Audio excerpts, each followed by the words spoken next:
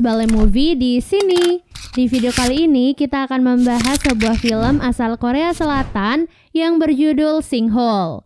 Film ini bercerita tentang jatuhnya sebuah bangunan apartemen ke dalam lubang besar sedalam 500 meter dari permukaan tanah.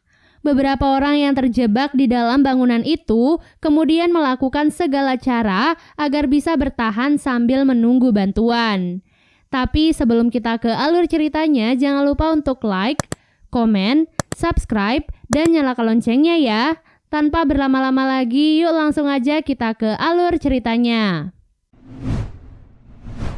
Film diawali dengan diperlihatkan sebuah keluarga bahagia yang baru saja pindah ke sebuah apartemen.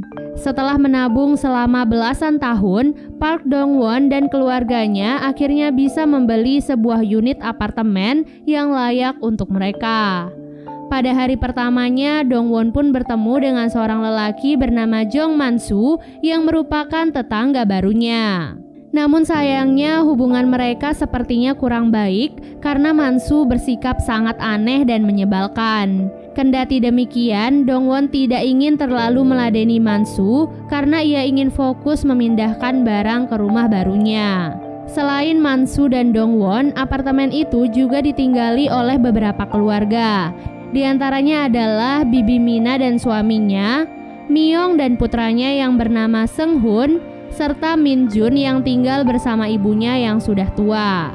Setelah memindahkan dan menata barang-barang, keluarga Dong-won pun terlihat sangat bahagia dan menikmati kebersamaan mereka di rumah baru. Pada keesokan harinya, Dong-won merasakan sesuatu yang janggal dari tempat tinggalnya. Hal itu bermula dari anaknya yang menggelindingkan sebuah kelereng untuk membuktikan bahwa lantai apartemen mereka sedikit miring. Kejanggalan itu kemudian berlanjut di tempat kerja Dong-won. Beberapa rekan kerjanya berkata bahwa lokasi tempat tinggalnya ternyata dulunya adalah bekas komplek industri dan pabrik pengolahan limbah, sehingga lokasi itu dirasa tidak aman untuk ditinggali. Namun Dong-won seperti tidak ingin membahas hal itu dan langsung mengakhiri pembicaraan dengan mengundang semua rekan kerjanya untuk datang berpesta ke rumah barunya. Pada malam harinya, hujan pun turun melanda daerah tersebut. Tanpa disadari, hujan membuat kemiringan gedung apartemen semakin parah. Kemiringan itu bahkan sampai membuat pintu masuk apartemen menjadi rusak dan beberapa bagian gedung juga retak. Setelah melihat hal itu, Dong-won pun mengajak para penghuni apartemen untuk melakukan pertemuan darurat guna membahas kerusakan tersebut. Tak disangka para penghuni lainnya juga ternyata sudah mengetahui hal itu, namun terkesan tidak peduli dan menganggap hal itu hanyalah masalah sepele. Bahkan Mina berkata jika masalah itu dibesar-besarkan, maka nilai jual apartemen mereka akan turun dan menyebabkan kerugian besar. Alhasil pertemuan itu pun hanyalah sia-sia dan tidak menemukan titik terang. Setelah pertemuan itu, Man-soo pun kembali ke rumahnya untuk makan malam bersama dengan putranya yang bernama Sung-tae. Mereka hanya tinggal berdua, namun hubungan mereka terlihat tidak harmonis. Selayaknya remaja pada umumnya, Sung-tae lebih banyak menghabiskan waktunya sendiri dan tidak suka jika ayahnya terlalu ikut campur. Keesokan harinya, Dong-won pun mengundang beberapa rekan kerjanya untuk berpesta di rumah barunya. Para rekan kerjanya terlihat terkesima dengan pemandangan indah dari rumah Dong-won. Malam panjang itu dihabiskan dengan bersenang-senang sambil minum bersama. Karena rekan kerjanya terlihat mabuk, jadi Dong-won pun menelpon seorang supir bayaran untuk mengantar mereka pulang. Tak disangka supir bayaran yang Dong-won telepon ternyata adalah Man-soo. Man-soo kemudian menjabarkan biaya yang harus dibayar untuk menyewanya sebagai supir. Namun karena biayanya ternyata cukup besar, jadi Dong-won pun menyarankan kepada Eun-ju dan Seung-hyun untuk menginap di rumahnya. Singkat cerita, keesokan harinya Dong-won, Seung-hyun, dan Eun-ju terlihat masih tertidur karena lelah berpesta sampai larut malam. Istri Dong-won dan anaknya yang baru kembali dari pasar kemudian berpapasan dengan Mina dan suami yang akan pergi ke tempat pemandian karena aliran air di apartemen sedang bermasalah. Melihat belanjaan ibunya yang cukup banyak, anak Dongwon yang bernama Suchan menawarkan diri mengambil troli untuk membantu ibunya. Setelah kembali mengambil troli, Suchan pun berpapasan dengan Mansu di basement apartemen. Ia yang hendak menghampiri ibunya tiba-tiba berhenti karena kelerengnya yang jatuh dan menggelinding ke bawah mobil. Di waktu yang sama, Sang Hyun ternyata sudah bangun dan langsung buru-buru pergi karena ada janji dengan kliennya. Namun karena supir taksi yang ia pesan masih sibuk menelpon, jadi ia pun menunggu di dalam taksi sendirian. Sementara itu, Mansu terlihat sedang berada di rooftop untuk memeriksa aliran air yang macet. Ia pun kemudian bertanya kepada bapak-bapak dari gedung seberang mengenai keadaan aliran air di apartemennya. Tak lama kemudian, gedung apartemen itu pun tiba-tiba bergoncang dengan cukup keras dan membuat bagian-bagian gedung menjadi retak dan rusak. Satu bangunan gedung apartemen pun perlahan-lahan masuk sedalam 500 meter dari permukaan tanah dan menyebabkan lubang yang sangat besar. Dongwon, Mansu, Enju, dan bahkan Sang Hyun yang masih di dalam taksi pun terperangkap di sana. Dongwon sangat kaget melihat Sang Hyun yang masih berada di dalam taksi dan kemudian berusaha untuk menyelamatkannya. Sementara itu, kejadian mengejutkan itu pun langsung menyita perhatian publik. Tim SAR kemudian langsung dikerahkan untuk melakukan penyelamatan. Beberapa anggota tim SAR mencoba turun dengan menggunakan sebuah tali. Namun ternyata tindakan itu malah memperparah keadaan dan menyebabkan longsor yang lebih besar. Pemimpin tim SAR pun akhirnya menghentikan operasi penyelamatan itu dan mencoba memikirkan cara lain untuk menyelamatkan orang-orang yang masih terjebak. Kembali kepada keadaan Dongwon dan yang lainnya yang masih di bawah. Saat itu, Mansu pun teringat akan putranya yang masih belum ditemukan. Alhasil, mereka pun bekerja sama dan mencari Sung Tae di beberapa tempat. Beruntungnya, Sung Tae berhasil ditemukan dengan keadaan masih baik-baik saja di dalam kamarnya. Sampai saat itu, hanya mereka berlima yang diidentifikasi masih selamat dari bencana tersebut. Mansu meyakini bahwa saat bencana itu terjadi, apartemen memang sedang dalam keadaan sepi. Mengingat tadi pagi ia sempat memeriksa beberapa unit untuk mengecek aliran air mereka. Kemudian Dongwon pun khawatir pada istri dan anaknya yang juga masih belum ditemukan. Namun ia bisa sedikit lega karena dari sepengetahuannya, istri dan anaknya tadi pagi keluar berbelanja ke pasar. Hal itu juga diperkuat dengan kesaksian Mansu yang melihat Suchan keluar dari apartemen sambil membawa troli. Setelah itu, Sung Tae pun menginstruksikan kepada mereka semua untuk bekerja sama dan mempersiapkan beberapa hal yang mereka perlukan agar bisa bertahan hidup. Meskipun dengan makanan dan perlengkapan seadanya, namun mereka tidak boleh menyerah untuk menunggu bantuan datang. Karena keadaan itu, proses evakuasi pun akhirnya terus ditunda. Istri Dongwon dan beberapa warga yang berada di atas juga terlihat frustasi karena anggota keluarga mereka masih terjebak. Sementara itu, Dongwon dan yang lainnya pun berhasil mengumpulkan makanan dan akhirnya bisa makan malam bersama. Dengan semua keterbatasan itu, mereka kini sudah mulai berdamai dengan keadaan. Di dalam lubang sedalam 500 meter itu, mereka pun saling berbagi cerita dan harapan hidup di masa depan. Sang Hyun terlihat murung karena berpikir bahwa ia dan yang lainnya mungkin akan mati dan tidak akan bisa mewujudkan impian mereka. Namun percakapan itu justru membuat mereka menjadi lebih akrab dan lebih dekat satu sama lain. Keesokan harinya, petugas tim SAR pun memiliki ide untuk mengirim sebuah drone dan melihat keadaan di bawah. Namun sayangnya kedalaman tanah itu membuat drone kehilangan sinyal dan akhirnya terjatuh.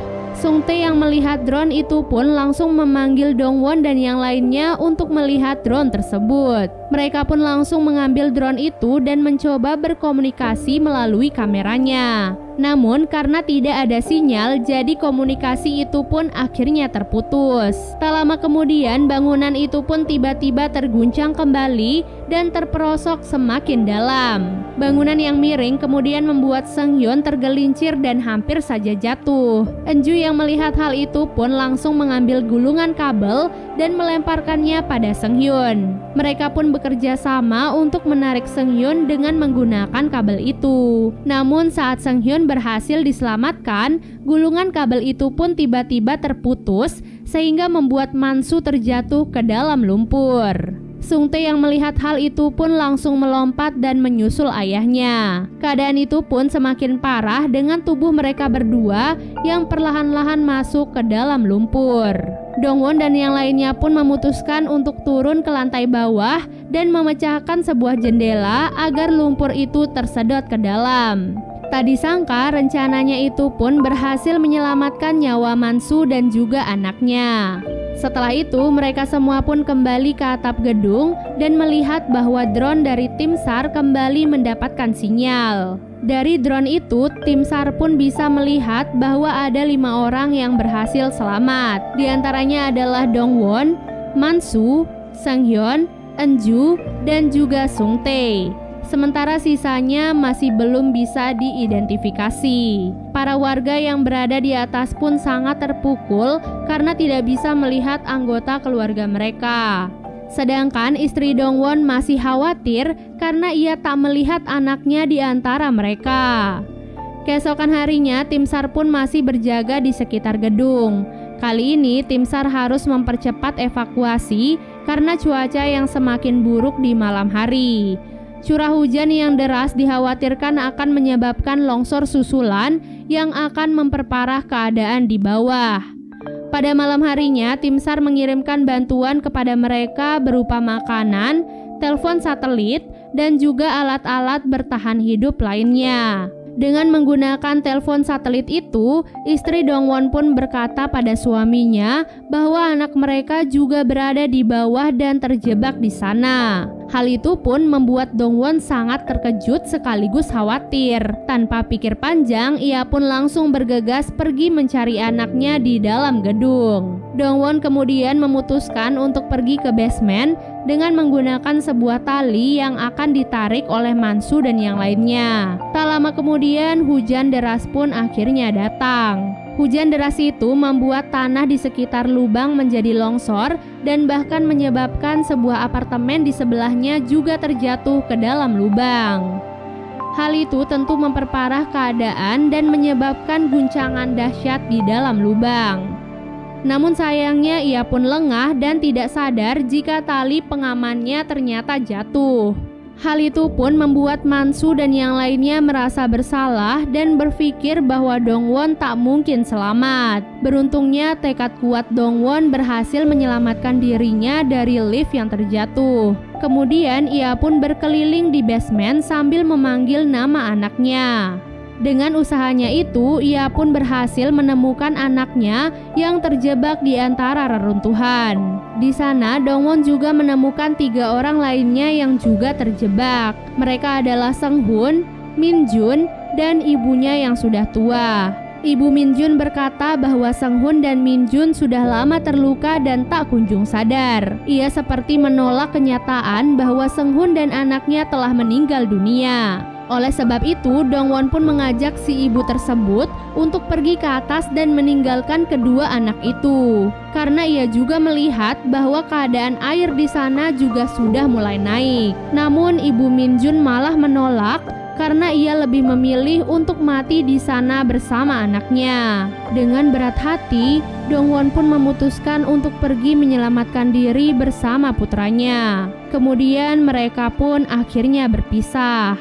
Perjalanan menuju rooftop juga bukan sesuatu yang mudah. Reruntuhan-reruntuhan gedung terasa lebih licin karena derasnya air hujan. Namun Dongwon pantang menyerah karena ia ingin menyelamatkan nyawa putranya. Tak lama kemudian mereka pun akhirnya berhasil bertemu dengan Mansu dan yang lainnya yang berada di rooftop. Dari posisi itu mereka pun melihat penampakan sebuah gedung apartemen yang berada tepat di atas mereka dan tentu saja bisa jatuh kapan saja. Ditambah lagi dengan semakin naiknya air hujan yang mulai membanjiri tempat itu. Mereka pun segera berpencar untuk mencari benda-benda yang bisa mengapung. Lalu tiba-tiba Mansu pun datang seperti pahlawan dengan membawa sebuah tandon air yang sangat besar. Tak ingin membuang waktu, satu persatu dari mereka pun masuk ke dalam tandon air itu untuk menyelamatkan diri. Namun begitu mereka semua sudah masuk ke dalam, Mansu pun memutuskan untuk tidak ikut dengan mereka. Karena bagaimanapun juga ia merasa bahwa harus ada satu orang yang berkorban untuk menutup tandon tersebut. Namun tak lama kemudian bangunan apartemen yang berada di atas mereka pun tiba-tiba terjatuh. Hal itu membuat tandon mereka pun tersangkut pada kabel-kabel. Mereka pun bekerja sama dengan menggerakkan tandon itu sedikit demi sedikit. Setelah berhasil lepas dari jeratan kabel, tandon itu pun kembali naik dan tersangkut pada sebuah balok besi yang menyebabkan tandonnya bocor. Tak diduga dari arah luar Mansu tiba-tiba datang dan menendang tandon itu dengan sekuat tenaga agar bisa terlepas dari besi. Dengan cepat, Seunghyun pun menancapkan tangannya untuk menutupi lubang pada tandon. Dari arah luar, Mansu berusaha sekuat tenaga untuk berenang dan menggapai tangan Seunghyun. Di tengah keputusasaannya itu, kakinya pun tiba-tiba ditarik oleh kabel yang membawanya naik bersama tandon.